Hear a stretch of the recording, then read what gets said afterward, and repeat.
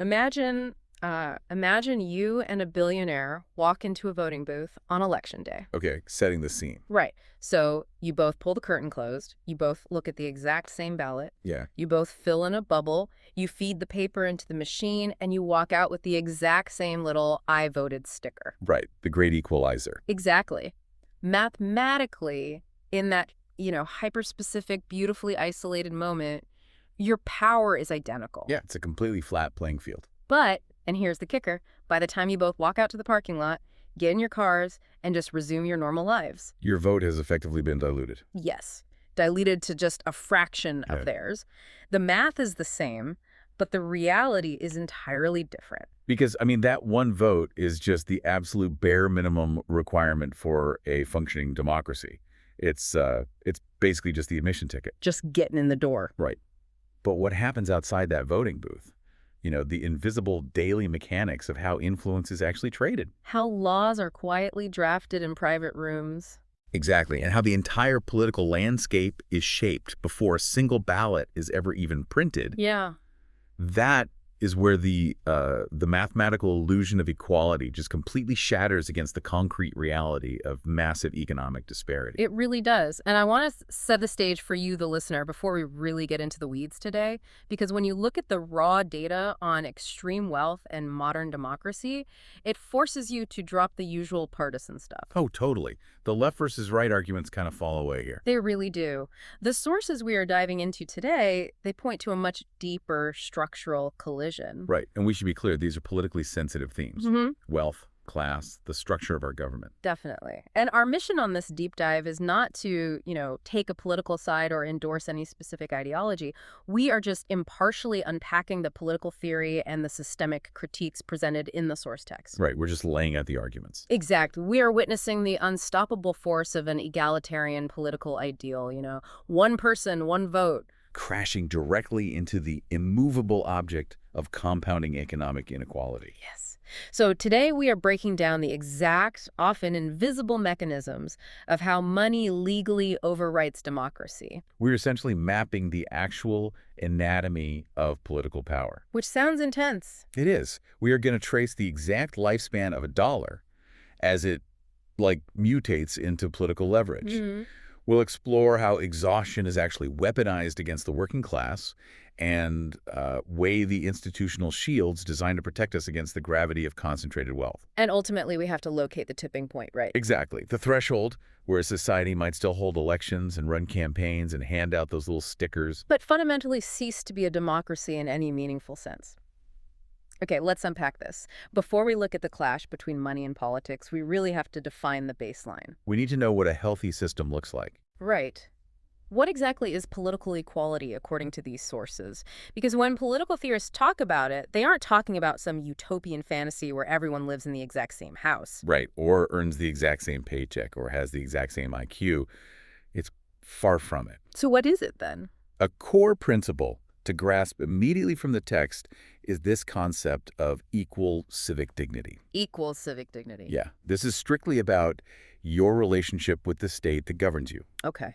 It means your voice, your preferences, and your fundamental rights carry the exact same weight as anyone else's, purely by virtue of your citizenship. Right. So your standing in the public square doesn't increase just because you own a fleet of private jets. Exactly. And it doesn't decrease because you are working minimum wage. Which, we kind of take that completely for granted today, don't we? It sounds like a generic high school civics lesson. It does. But if you zoom out on the timeline of human history, equal civic dignity is like a radical, almost impossible anomaly. Oh, wow.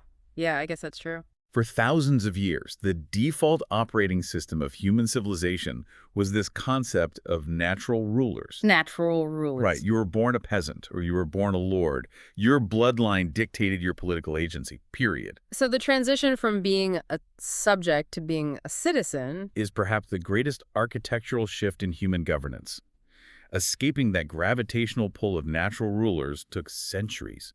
Struggles, revolutions, huge shifts in institutional design. So the premise of equal civic dignity is really a hard-won rejection of the idea that anyone is just preordained to hold power over anyone else. Exactly. which frames the modern problem perfectly. Right, because we didn't defeat the concept of natural rulers permanently. We just sort of changed the criteria for becoming one. We swapped out aristocratic bloodlines for compound interest in super PICs. That is a wild way to think about it. So it's like, let's say we're all given general admission tickets to the same stadium. We all have the right to watch the game, cheer for our team. Right. But the text is asking whether some people secretly have VIP backstage passes. Oh, extreme wealth is absolutely a VIP backstage pass, but it's a pass that lets you walk onto the field, fire the referee, and actually change the rules of the sport. While the rest of the stadium is just watching from the cheap seats. Exactly. Huh. So let's trace exactly how that VIP pass alters the game, because there are highly specific, deeply entrenched mechanisms that convert financial capital into political capital. Okay, let's get into the mechanics of that. What's the first major threat?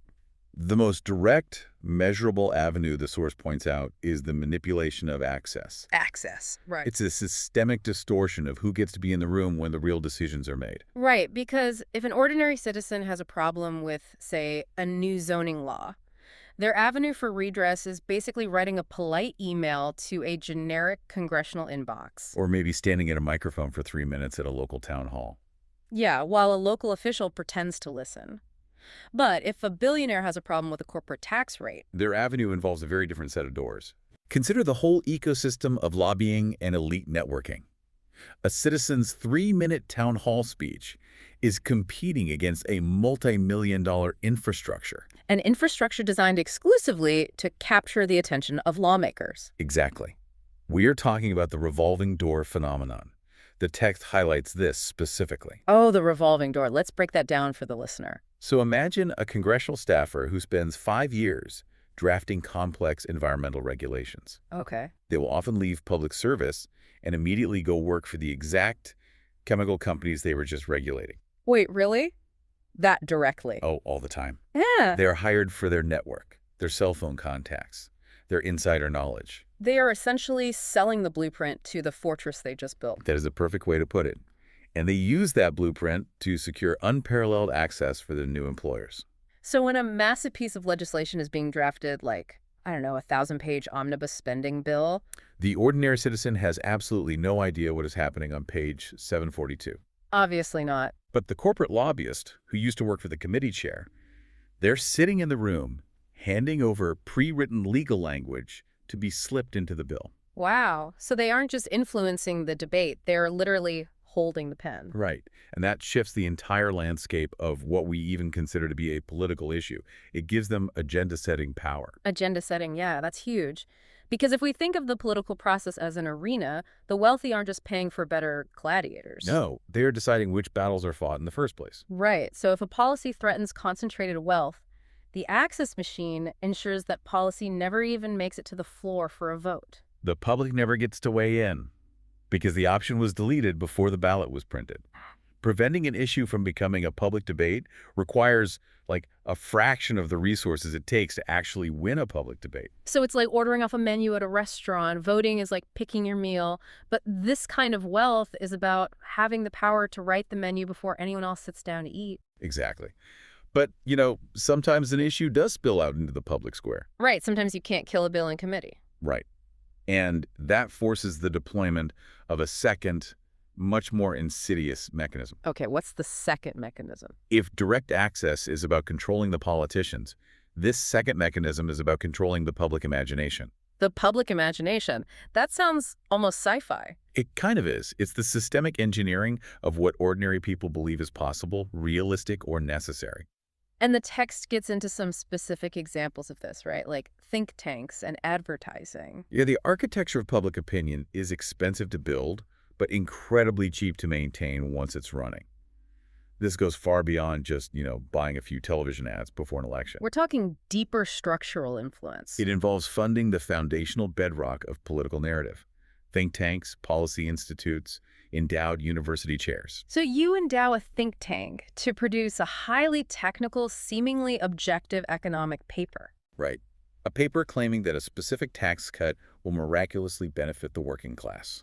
And then you leverage the media networks you either own or heavily advertise on to feature the authors of that paper as independent experts. Exactly. And this is where it gets really modern. Yeah. Then you fund algorithmic amplification campaigns across social media. Oh, algorithms. This is where it gets scary fast. You deploy bot networks and paid influencers to artificially boost the visibility of those talking points. Until it creates the illusion of a massive, organic, grassroots consensus. Right. Within a matter of weeks, a self-serving financial strategy drafted in a corporate boardroom has been successfully laundered. Into your neighbor's deeply held, passionate political conviction. It's basically terraforming the psychological landscape. Yeah. If you have enough capital, you can alter the boundaries of reality for millions of people. You make certain policies feel inevitable, and you make policies that might actually help the majority feel radical or dangerous or simply impossible. You don't have to rig the votes if you've already manipulated the public into demanding the exact outcomes you wanted all along. Wow. The source material connects this to, well, the philosopher Antonio Gramsci referred to this broadly as cultural hegemony. Cultural hegemony. Okay, what does that mean in this context? When the ruling class controls the institutions of culture, education, and media, their specific, localized worldview becomes accepted as the universal common sense norm. So going back to our stadium analogy, the general admission crowd starts violently defending the right of the VIPs to change the rules. Because they actually believe that somehow the VIPs winning is good for the whole stadium. So we've established how vast resources give you a megaphone the size of a skyscraper. But the text says the problem isn't just that the rich have a megaphone. Right. It's that economic stress actively silences everyone else. The raw data on inequality reveals a compounding tragedy here.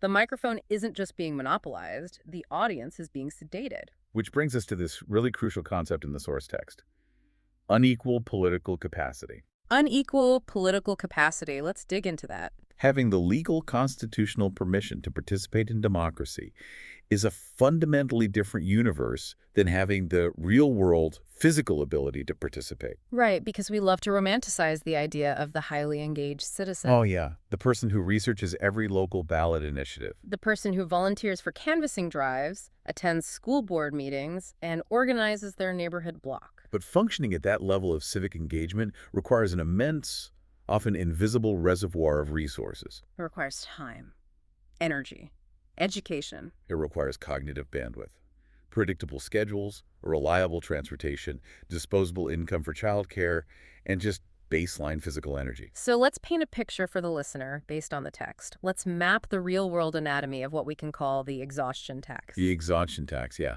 That's a great way to frame it. Picture a citizen working a split shift, maybe warehousing during the day and driving for a rideshare app at night. Their entire cognitive load is consumed by the relentless logistics of basic survival. Mentally calculating whether the utility bill can be deferred until the next paycheck. Strategizing how to afford a sudden, unexpected car repair. Navigating the anxiety of fluctuating grocery prices. Right. Sociologists and behavioral economists refer to this as a scarcity mindset. Exactly. When the human brain is forced to constantly triage immediate existential threats, like how to feed your family on Tuesday. It biologically deprioritizes long-term abstract problems. Right, like how local zoning ordinances will affect the neighborhood in 5 years. The cognitive bandwidth is simply maxed out. So when that person finally gets home at 9:30 p.m., they are bone-tired, they are physically depleted, and mentally frayed. They do not have the metabolic energy to open a laptop, decipher a 40-page white paper on municipal water management, and then draft an articulate letter to their city council representative. So what does this all mean for you, the listener? It means the source views exhaustion and economic anxiety as actual barriers to democracy. Yes. The tragic irony is that political elites often interpret this forced silence as apathy. Or worse, they interpret it as consent. Exactly. A politician looks out at the landscape and only hears the voices of those who have the leisure time, the financial stability, and the energy to make themselves heard. The system tunes its frequency entirely to the comfortable. And it creates a devastating feedback loop. How so? Well, the government responds primarily to the wealthy and the secure.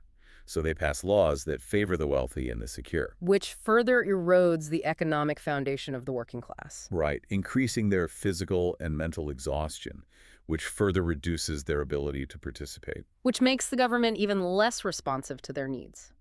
Wow. The exhaustion tax isn't just a byproduct of inequality, it is a structural barrier that physically locks people out of the process. Inequality quietly produces a society where citizens are legally identical in the eyes of the Constitution, but practically unrecognizable in their ability to shape the world they live in. So let's push this to the logical extreme. Let's play devil's advocate for a second. Okay, lay it on me. If the wealthy have monopolized the drafting of legislation and they've terraformed public opinion through algorithms. And the working class is paralyzed by the exhaustion tax. Right. If all of that is true, why bother? Seriously. Is the entire democratic experiment just a complete failure? Are we just living in a highly digitized, politely dressed up feudalism? Exactly. Because if the game is this thoroughly rigged, the rational response seems to be total cynical withdrawal. But the text actually offers a surprisingly optimistic counterargument, doesn't it? It does. It's an incredibly compelling reason to surrender, sure. But the empirical reality of political history offers a powerful structural defense against that total cynicism. Okay, what is the optimistic defense? Formal political equality. The actual written laws guaranteeing one person, one vote, freedom of speech, and equal protection under the law. Right. The text argues that this still possesses immense disruptive power, even when functioning under the crushing weight of severe economic inequality. I mean, it feels like pointing to a paper shield while someone is swinging a sledgehammer at you. How does the formal rulebook actually matter if the wealthy own the referees? Because formal rights establish an unshakable public baseline of friction. Profession, okay. They force raw power to navigate an obstacle course. Think about it. An oligarch in a true autocracy doesn't have to persuade anyone. Right, they simply issue a decree and the military enforces it. But an oligarch operating within a formal democracy, no matter how much money they have, still faces a mechanical barrier. They still have to ultimately win elections. They still have to legally acquire 50.1% of the votes. They might spend $1 billion on algorithms to manipulate that 50.1%, but they still have to physically get those bodies to the polls. Precisely. The formal rules force the wealthy to constantly justify their actions to the public. And that requirement creates vulnerabilities. It creates openings. Furthermore, the existence of formal equality allows for the creation of specific institutional shock absorbers. Shock absorbers designed to mitigate the distortion of wealth. The text mentions a few specific ones. We are talking about campaign finance laws, independent anti-corruption agencies, transparent disclosure requirements. Right, but the host zeroes in on the text's view of the citizen here. The text specifically says citizens are more than just consumers of politics. Yeah, they are part of broader social structures protected by the Constitution. Robust public education systems, for example. Ensuring that critical thinking and historical literacy aren't luxury goods exclusively available to the elite. Exactly. And strong, legally protected labor unions. They act as a collective counterweight. Allowing thousands of exhausted workers to pool small amounts of resources to actually... History is violently, beautifully punctuated by moments where groups of people who possess zero institutional power, zero lobbying access, completely upended the geopolitical order. Simply through the overwhelming gravity of mass solidarity. Right. The civil rights movement is the ultimate modern proof of concept.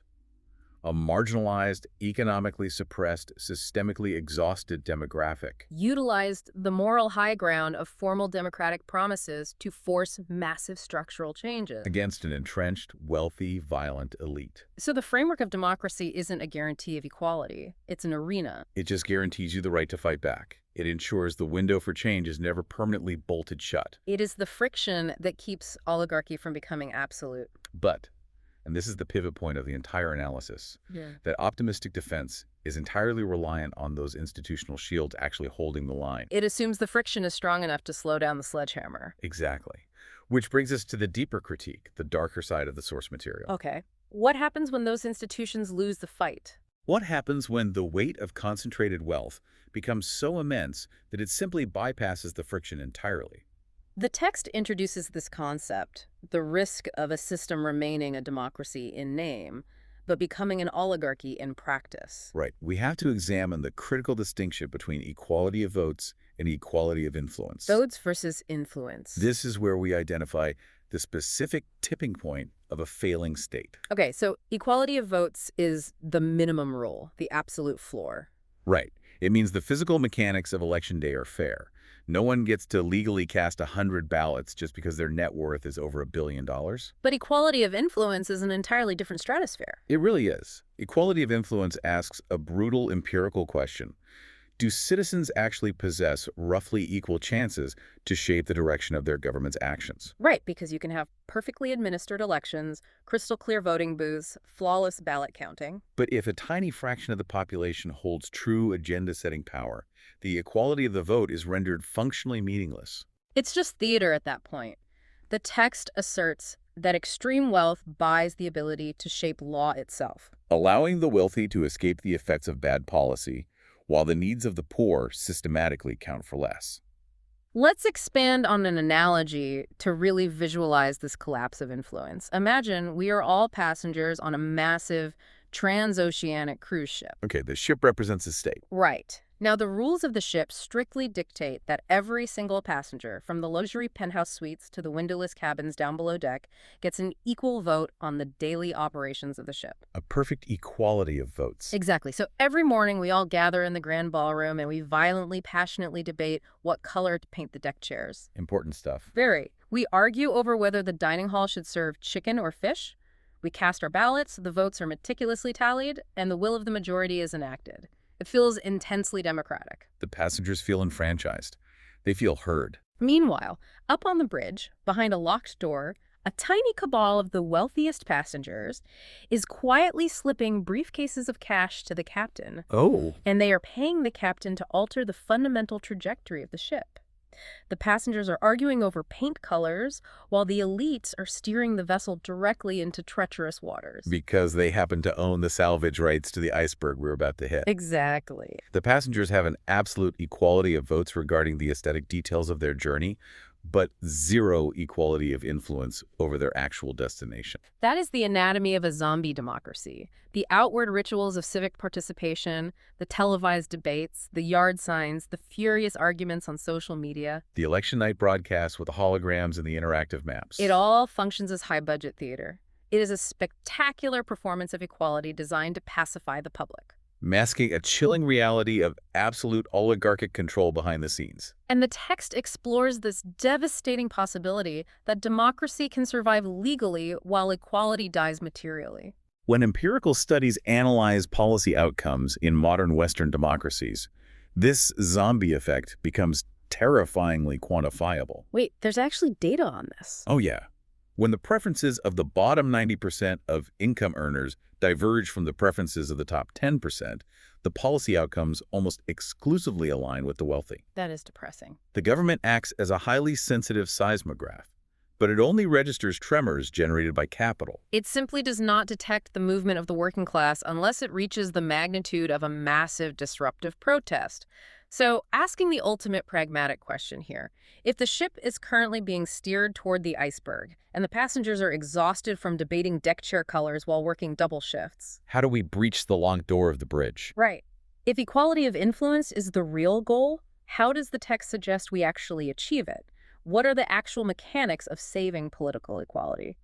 The diagnosis of a rigged ship and an exhausted passenger class requires a multi-tiered prescription.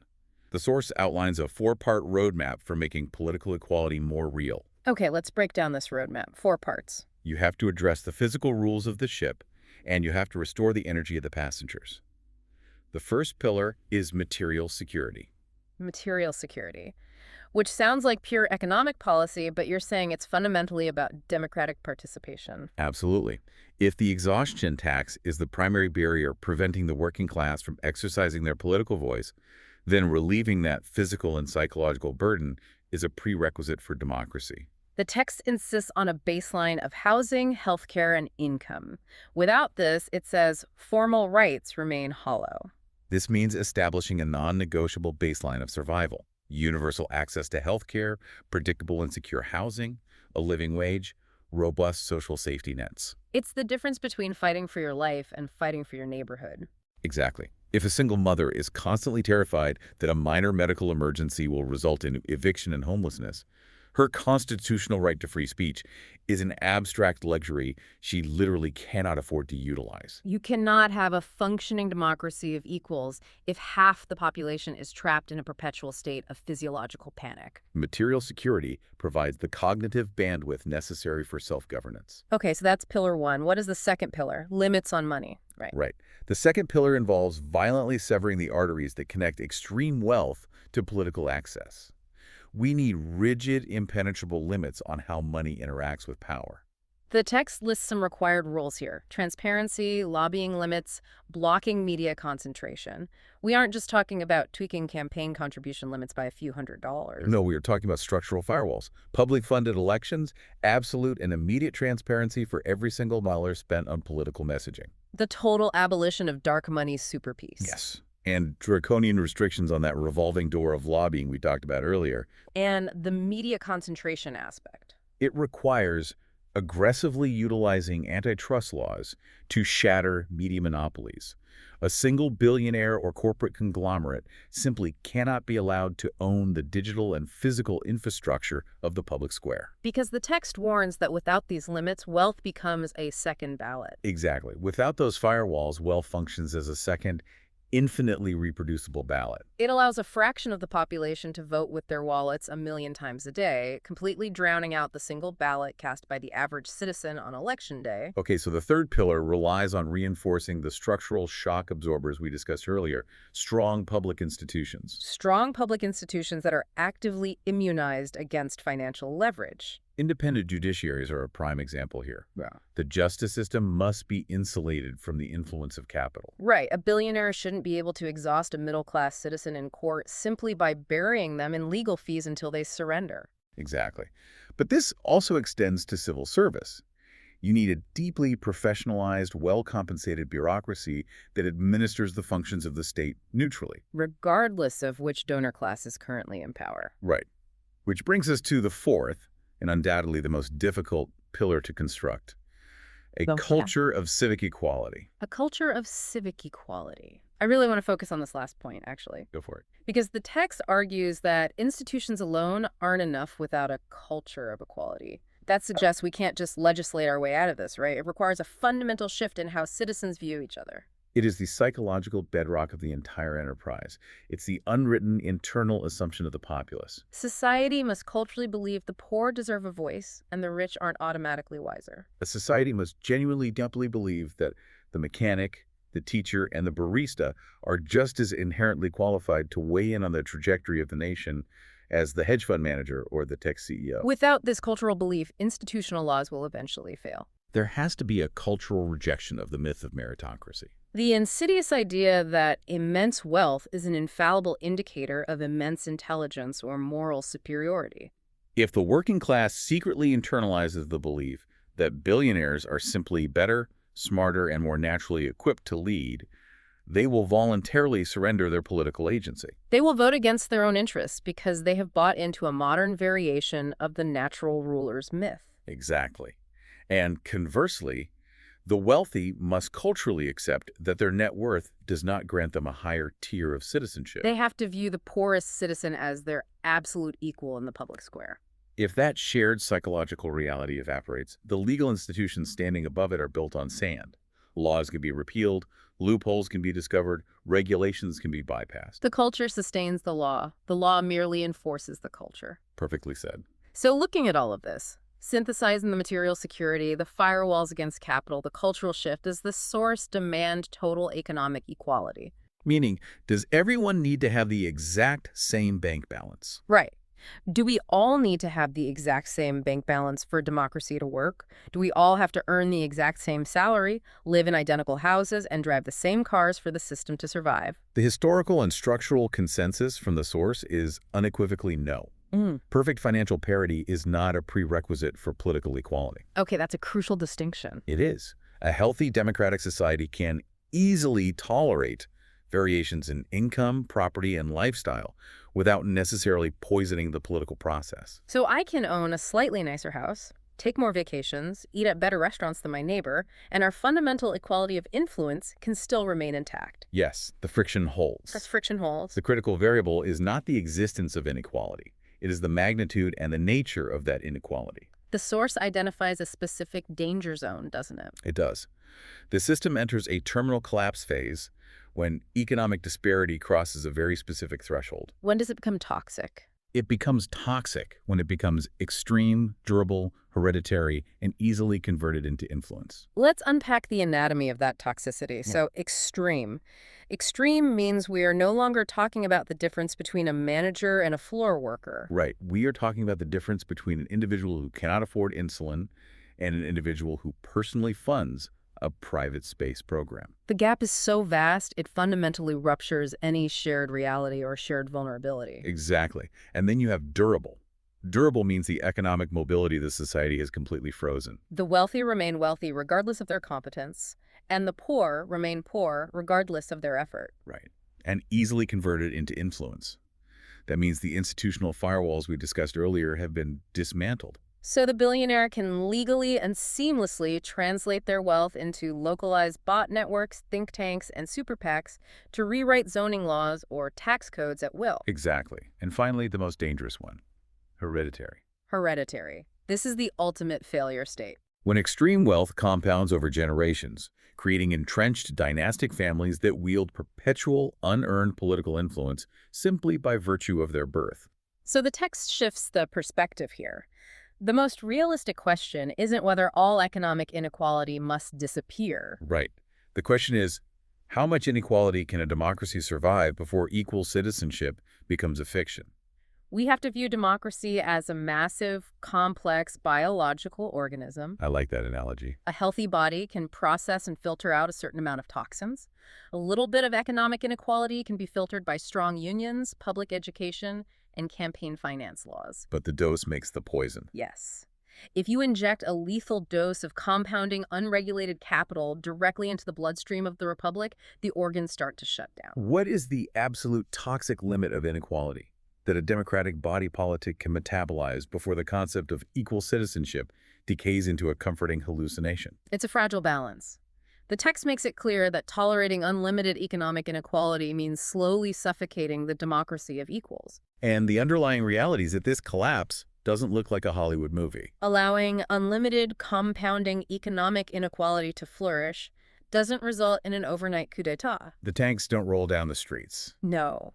The transition from a democracy to an oligarchy is a slow, quiet fade. It's a gradual generational realization that your vote means less and less, your wages buy less and less. And the trajectory of your life is being decided by people whose names you will never know in rooms you will never be allowed to enter. It is the silent, voluntary transformation of citizens back into subjects. Wow.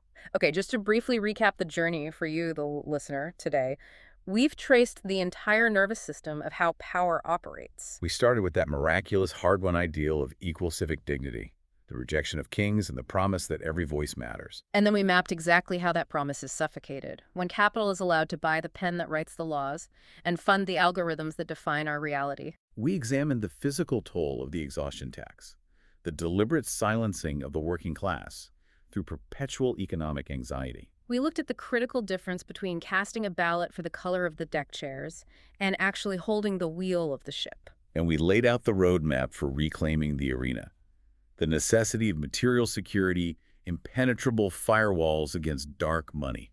And the vital cultural belief that poverty is not a moral failure and wealth is not a divine mandate. The survival of the system relies entirely on our ability to maintain that friction against the gravity of concentrated power. The analysis leaves you with a deeply personal mandate, really. It does. It's echoing the source's closing questions. It asks you to evaluate your own society. Look at the architecture of the society around you. Look at the local laws being passed, the narratives trending on your screens, and the daily struggles of your community. Ask yourself, does the mathematical equality of the voting booth mean anything at all if the very reality outside that booth is entirely terraformed by invisible capital?